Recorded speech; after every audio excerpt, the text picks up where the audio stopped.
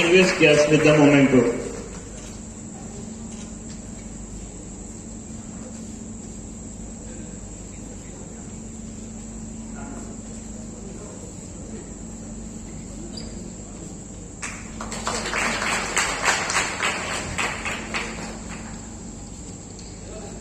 Now, Jinwani Jain to please welcome Miss Mona with the fruit basket.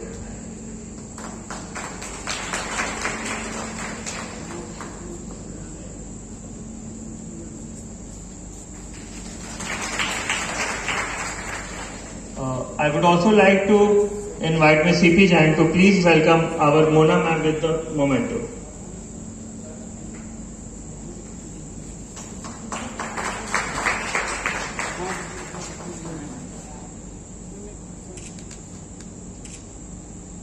Thank you, ma'am. Now, I would like to welcome Dr. Aditya Vijay Jain, who is the Secretary of Health and Education.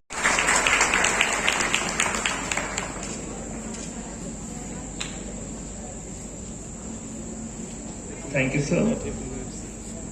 I would also like to welcome Mohammad Shahnawaz, sir, who is the Director of the Ascent English Coaching Institute in our sir. We welcome you, sir.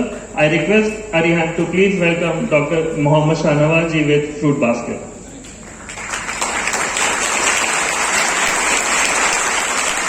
Thanks, Sid.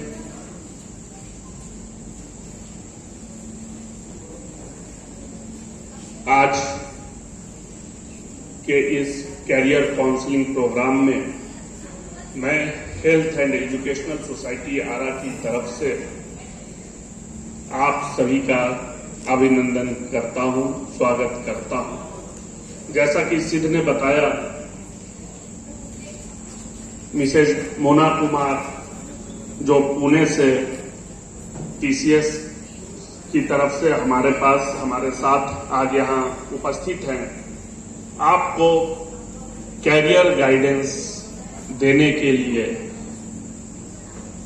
Shri Anand ji जो एक motivational speaker हैं और अपने जिले के ही हैं, लेकिन पूरी दुनिया इन्होंने लगभग घूम लिया है और वहां विभिन्न कॉर्पोरेट्स में ट्रेनिंग दिया करते हैं।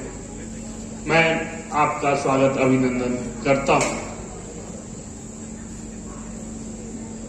शाहनवाज साहब का मैं स्वागत अभिनंदन करता हूं। आपने पिछले दशक से लगभग दशक पार कर चुके हैं।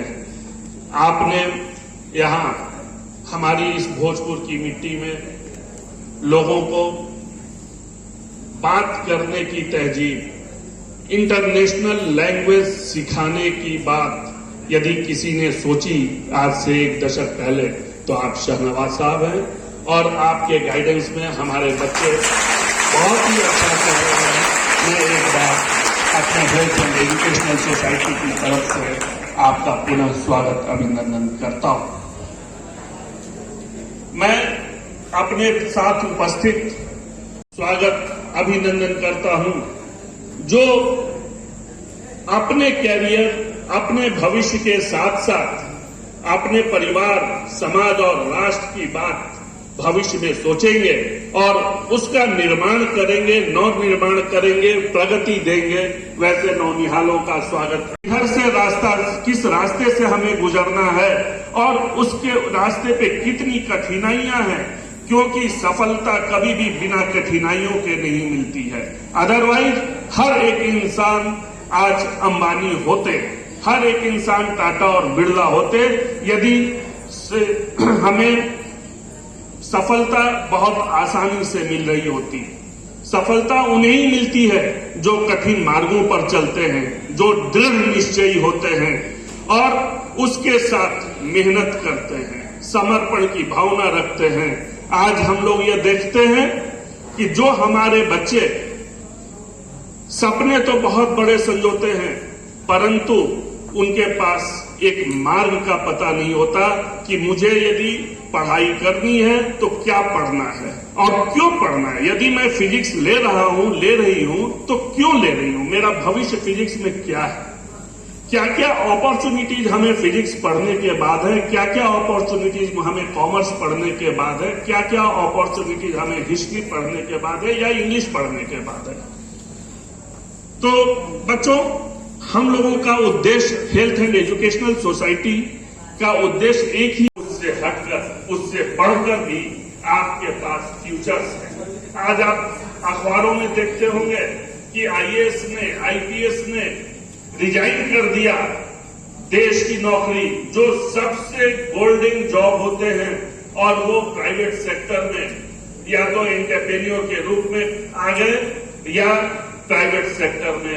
प्रोफेसर्स बनने के लिए बहुत बड़ा स्कोप है।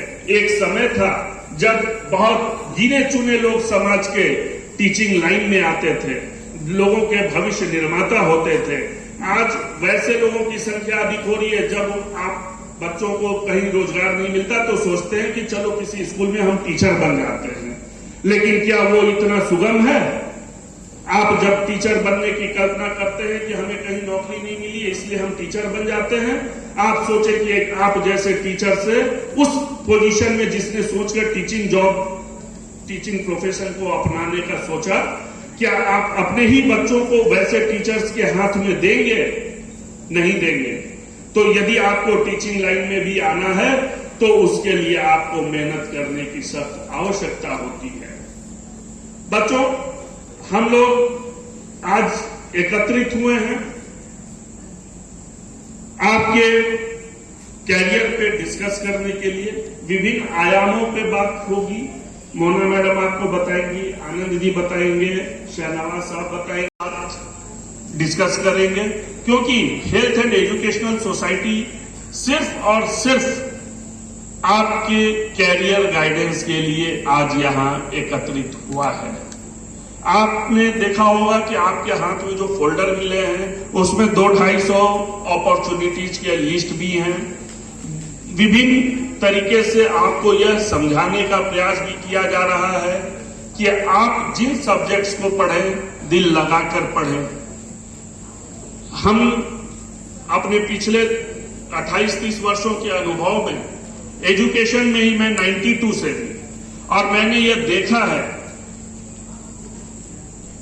यूथ्स जो मैट्रिक पास करते हैं उनके अंदर यह तमन्ना कम होती है कि मुझे फलाना काम करके इस लाइन में सक्सेस होना है।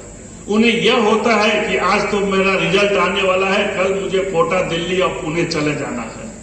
क्यों जाना है इस पे हमने विचार नहीं किया है कि हमें जाकर इंजीनियर बन जाना है, ये हमने दृढ़ निश्चय नहीं किया है। हमें कोटा चले जाना है, हमें पुणे चले जाना है, इसका हम दृढ़ निश्चयी हैं।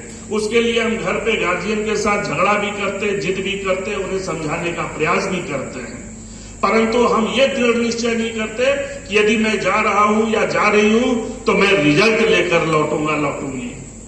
हम लोग ये दृढ़ निश्चय करें कि हम जिस काम को करने जा रहे हैं, जिस पथ पर बढ़ने जा रहे हैं, वो पथ हमारे मंजिल तक पहुंचता है, और यदि नहीं पहुंचता है तो उस पथ को मैं अपने मंजिल तक लेकर जाऊंगा या जाऊंगी, तभी हम अपने लाइफ में सफल हो सकते हैं। सफलता का कोई पैमाना नहीं, कोई नाप नहीं, कोई लिमिटेशन नहीं। आप अपने आप को उस दिन भी सफल मान सकते हैं जिस दिन आपने बोर्ड में 94-98% मार्क्स लिया है। नमस्ते मैम। नमस्ते। मेरा क्वेश्चन है कि सर ने जैसा कहा अभी कि जैसे लोग आईएएस करके फिर बाद में दूसरे जॉब में जा रहे हैं, प्राइवेट सेक्टर में जा रहे हैं, इसका दूसरा पहलू भी है कि लोग एमबीए कर आईएएस बन रहे हैं। बिल्कुल। तो ऐसा मतलब एमबीए में क्या कमी है? एमबीए करने के बाद क्या कमी है कि हम लोग मतलब आईएएस बनने के लिए जा रहे हैं? मेरा सवाल ये नहीं था, लेकिन मैं आपके सवाल का भी जवाब दूंगी। एमबीए में कमी नहीं है। एमबीए में अगर कमी होती तो एक आईएएस एमबीए नहीं करता। करेक्ट? कहीं कमी उसकी करंट जॉब को मैनेज करने में आ रही है, तभी उसने एमबीए चुना है, एक रास्ता। इसके बारे में हम आगे भी बात करेंगे कि एमबीए को कौन चुनता है और कैसे एमबीए का चुनाव होता है हर कैरियर सेक्टर में। ठीक है? तो एमबीए एक ऐसी ब्रांच है कि अगर आप अपने घर का बिजनेस भी संभाल रहे हैं तो मेरे ख्याल से हर इंसान को एमबीए की नॉलेज होनी चाहिए। Business administration, master of business administration, ठीक है। अगर आप किसी चीज की मास्टरी नहीं करेंगे तो आप उसमें प्रोफेशनली एक्सीलेंट नहीं बन सकेंगे। इसीलिए एक आईएएस भी सोचता है कि जो भी उसको एडमिनिस्ट्रेटिव पावर्स मिली हैं उसको और अच्छे से कैसे निभाया जाए। मैं आपको एक एग्जांपल दूंगी आगे जब हम बात करेंगे, बट अगेन हम एक क्वेश्चन पे आते हैं। इधर से कोई गर्ल्स आंसर कर सकती हैं कि आप यहाँ आज क्यों आए हैं? क्या आपको किसी ने कहा है कि नहीं नहीं आज यहाँ बैठना है जाके, या आप यहाँ से कुछ टेक अवे ले जाना चाहती हैं? My focus is very clear.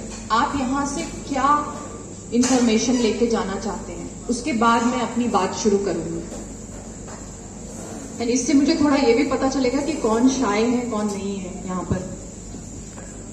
Hello ma'am, my name is Anshulika Pandey. Ma'am, मेरा यहाँ से सिर्फ एक ही मोटिव है यहाँ आने का, क्योंकि हम लोग बहुत ज़्यादा डिमोटिवेट हो जाते हैं। आई नो जब मैं यहाँ आऊँगी तो मुझे थोड़ा मोटिवेशन मिलेगा फॉर 1 ईयर 6.5 मंथ जो भी हो, बट मैं उतने दिन एटलीस्ट मोटिवेट रहूंगी तो मैं पढ़ूंगी, कुछ भी अपना करियर पे फोकस करूंगी। दैट्स इट कि मैं यहाँ पर आई थी कि आप लोगों को जब देखूंगी तो मुझे इंस्पिरेशन मिलेगा कि वाह इन्होंने ये किया है, इन्होंने ये बताया, इतना एक्सपीरियंस के साथ तो जरूर ये इफेक्टिव है। That's it, thank you. आए क्योंकि हम लोगों को बस इतना ही पता होता है कि 12th बाद एनडीए और बस 2-4 जॉब अपॉर्चुनिटी है, और यहाँ पे आने का मतलब इतने बड़े बड़े लोगों के और ही काफी होता है बस मोटिवेट होने के लिए। हम यहाँ पे आएंगे तो कुछ सीख के जाएंगे, बहुत कुछ सीखेंगे। अपॉर्चुनिटीज के बारे में जैसे कि क्लियर उस पर लिखा हुआ अपॉर्चुनिटीज मिलेगी और मोटिवेट होंगे, और यहाँ से जाएंगे तो अपॉर्चुनिटीज के बारे में सोचेंगे, उसके बाद करियर डिसाइड करने में और आसानी हो सकती है। Thank you. तो एक आंसर मुझे मिला, direction. They want motivation plus direction, कि हमें किस डायरेक्शन में मूव करना है। They don't have direction. So first of all little bit about my self, मेरे बारे में थोड़ा जान लीजिए कि मैं यहाँ क्यों। क्योंकि पापा का डिसीजन था, क्योंकि पापा चाहते थे ना कि मतलब कोई भी मतलब ये अच्छा जॉब है और फिर उसके लिए सीए करना था। So when we talk about commerce, we talk about CA, we talk about BCom, MCom, and we go to some other company as a CA. ये आप यहाँ, हेलो, पहले आप अपना नाम बताइए। My name is Anshulika Pandey. Demotivate हो जाते हैं। आई नो जब मैं यहाँ आऊँगी तो मुझे थोड़ा मोटिवेशन मिलेगा फॉर 1 ईयर 6.5 मंथ जो भी हो, बट मैं उतने दिन एटलीस्ट मोटिवेट रहूंगी तो मैं इतना एक्सपीरियंस के साथ तो जरूर ये इफेक्टिव है। और बस 2-4 जॉब अपॉर्चुनिटी है, और यहाँ पे आने का मतलब इतने बड़े बड़े लोग और ही काफी होता है बस मोटिवेट होने के लिए। हम यहाँ पे आएंगे तो सीख के जाएंगे, बहुत कुछ सीखेंगे। अपॉर्चुनिटीज के बारे में जैसे क्लियर अपॉर्चुनिटी मिलेगी और मोटिवेट होंगे, तो यहाँ से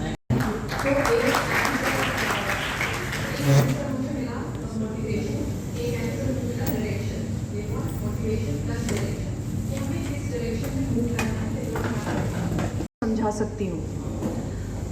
जब मैंने 12th किया था, मैं भी आरा से ही पढ़ी हूँ। जब मैंने 12th किया था, और मैं एक डॉक्टर्स फैमिली को बिलोंग करती हूँ जहाँ सभी डॉक्टर थे। मेरे पास सिर्फ एक ही डायरेक्शन थी कि जिंदगी में अगर कुछ बन सकते हो तो डॉक्टर बन सकते हो, नहीं तो तुम्हारी शादी करा दी जाएगी। ठीक है, जनरली लड़कियों को यही कहा जाता है। लेकिन उस जब मैं बात करती थी तो लोग मुझ पर हंसते थे, ठीक है। बट उसी दौरान हमने अपने पेरेंट्स के थ्रू या थोड़ा बहुत जो इंटरनेट की जानकारी थी, हमने करियर ऑप्शंस को एक्सप्लोर किया। आज की डेट में हम वही चीज़, उतनी मेहनत आपसे बदले हम करके दे रहे हैं आपको। तो जब हमारे पेरेंट्स की भी रजामंदी हो, कई कैरियर्स तो हमारे पेरेंट्स ही क्रॉस कर देते हैं। तो आप में से कोई बताएगा कि आपने जब 12th करा या कर रहे हैं तो आज की डेट में आप अपना करियर फ्यूचर कैसे, अगर किसी ने कॉमर्स लिया है, कोई है 12th कॉमर्स का यहाँ पर, ठीक है, आपने बात कर ली, आप बताइए आपके पास आगे क्या करियर ऑप्शन है आज की डेट में, आपको क्या मालूम है?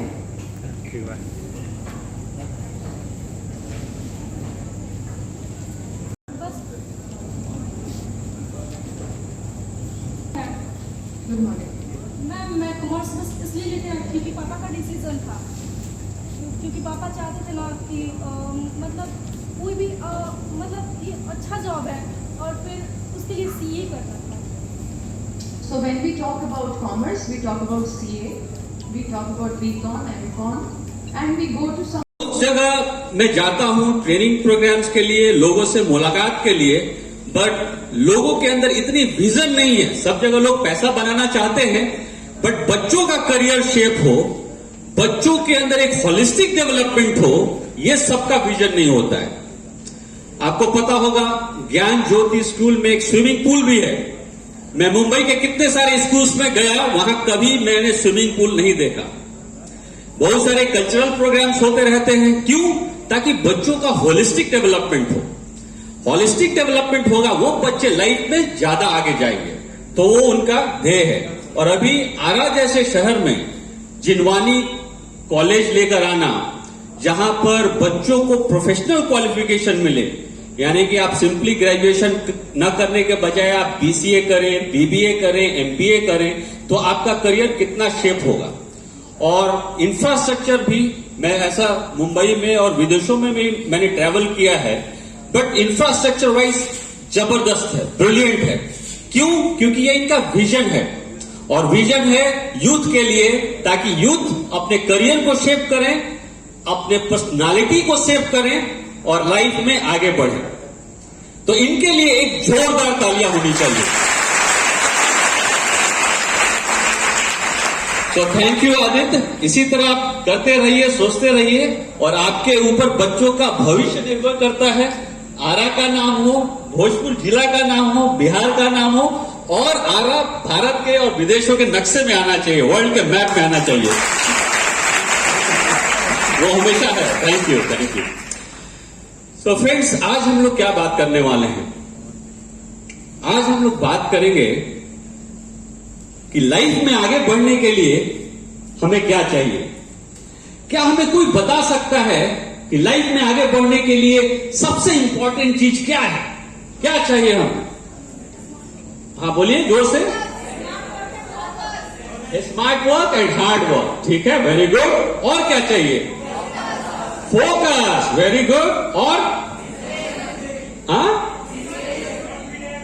Confidence, very good. और हाँ, तो आपने बहुत ही अच्छा जवाब दिया और मुझे काफी अच्छा लग रहा है। तो आप सब अपने लिए एक जोरदार तालियां बजाइए।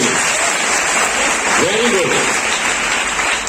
लाइफ में आगे बढ़ने के लिए सबसे इंपॉर्टेंट चीज जो चाहिए वो है आग। आग होनी चाहिए। यहां पे आग रहेगी तो आप कुछ भी कर लेंगे, आप कभी भी गलत ट्रैक पर नहीं जाएंगे। और आग नहीं है तो गलत ट्रैक आपको बार बार आकर्षित करेंगे। तो आप पूछेंगे सर ये गलत ट्रैक क्या है? तो अभी जो आपका स्टेज है, और जैसा कि आप लोगों ने इतने अच्छे अच्छे सवाल पूछे कि मैं अपना करियर कैसे बनाऊं, क्या चूज करूं, वगैरह वगैरह, तो अभी आपका जो दौर है बहुत ही नाजुक है, बहुत ही फ्रेजाइल है। यहां पर आप सही ट्रैक पर जा सकते हैं, पढ़ाई की ट्रैक, करियर बनाने की ट्रैक, लाइफ बनाने की ट्रैक, या फिर आप गलत ट्रैक पर जा सकते हैं। और गलत ट्रैक पर जाने में ना मजा बहुत आता है। कोई मुझे बताना चाहेगा गलत ट्रैक है क्या? हाँ, सही ना जाओ तो बाकी सब गलत ही है, बिल्कुल सही बोला आपने। लेकिन मैं कुछ एग्जाम्पल सुनना चाहता हूं आप सबसे। क्या है गलत ट्रैक, बताइए। आप फिर से बोलिए। हाँ, अच्छे काम ना करके हम गलत काम करते हैं, वो सही नहीं है, राइट? तो हम गलत ट्रैक पे जाते हैं। मैं आपको कुछ हिंट देता हूं। फेसबुक पर हैं? नहीं है? कितने लोग फेसबुक पर हैं? हाँ, कितने टाइम बिताते हैं फेसबुक के ऊपर? फेसबुक पर रहना अच्छी बात है, बट बहुत ज्यादा रहना ये चैलेंजिंग है।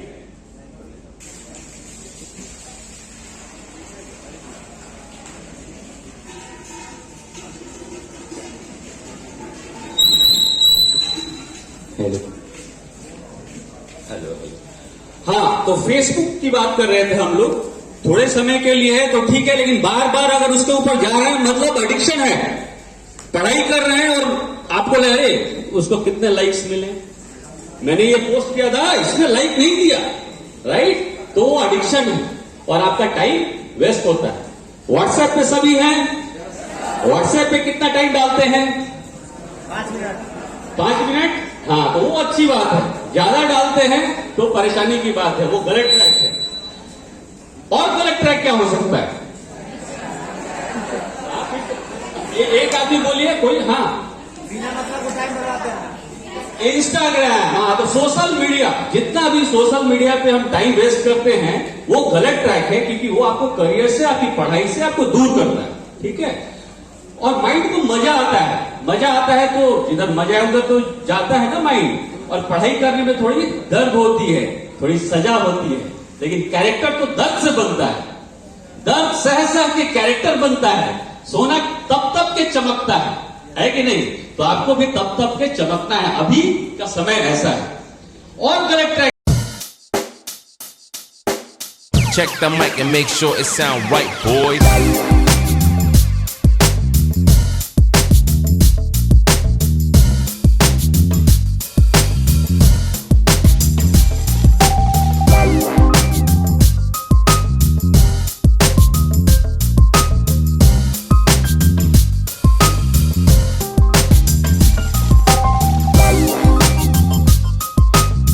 चाय की दुनिया में शिव शक्ति परिवार 1965 से लाखों ग्राहकों की चाय से बेहतरीन सेवा करता आ रहा है। हमारे आपके लिए खास है, ये चाय नहीं एहसास है। पीजिए खुशी से, पिलाइए खुशी से। बंगाल गोल्ड चाय।